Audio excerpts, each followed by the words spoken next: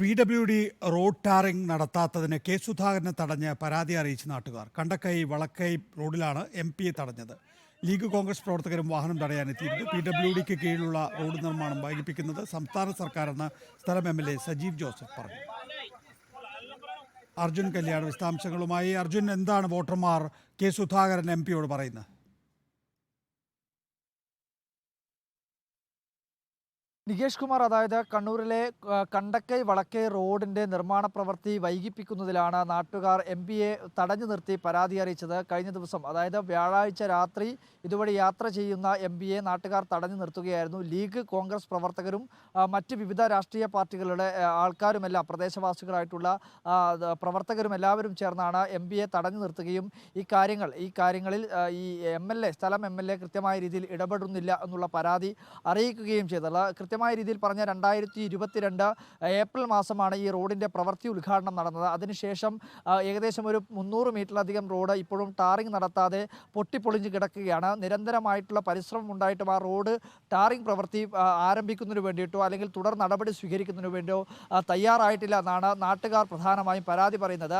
ഇതിനകത്ത് പ്രത്യേകമായും പറയേണ്ടുന്ന ഒരു കാര്യം, ഇത് PWD റോഡാണ്, സംസ്ഥാന സർക്കാരിൻ്റെ കീഴിൽ വരുന്ന ഒരു പദ്ധതിയാണ്. അതുകൊണ്ട് തന്നെ MLA ആണ് ഇതിൽ കൂടുതലായും ഇടപെടേണ്ടത്. MP കൃത്യമായ രീതിയിൽ ഈ കാര്യങ്ങളിലൊന്നും തന്നെ MLA ഇടപെടുന്നില്ല എന്നുള്ളതായിരുന്നു നാട്ടുകാരുടെ പ്രധാനപ്പെട്ട പരാതി.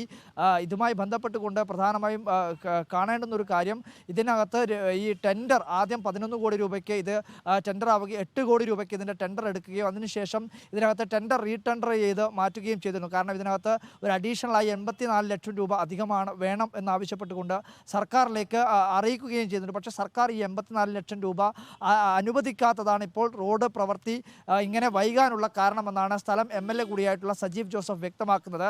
എന്തായാലും MPയെ തടഞ്ഞത് പ്രധാനപ്പെട്ട ഒരു സംഭവം തന്നെയാണ്. ഈ സ്ഥാനാർത്ഥി കൂടിയാണ്, കണ്ണൂർ ലോക്സഭാ മണ്ഡലത്തിലെ UDFൻ്റെ സ്ഥാനാർത്ഥി കൂടിയാണ് കെ സുധാകരൻ. ഇതുമായി ബന്ധപ്പെട്ടുകൊണ്ട് ലീഗിൻ്റെയും കോൺഗ്രസിൻ്റെയും പ്രവർത്തകർ തന്നെ MPയോട് വാഹനം തടഞ്ഞു നിർത്തി പരാതിപ്പെടുന്നുവെന്നതും പ്രധാനപ്പെട്ട സംഭവമാണ്.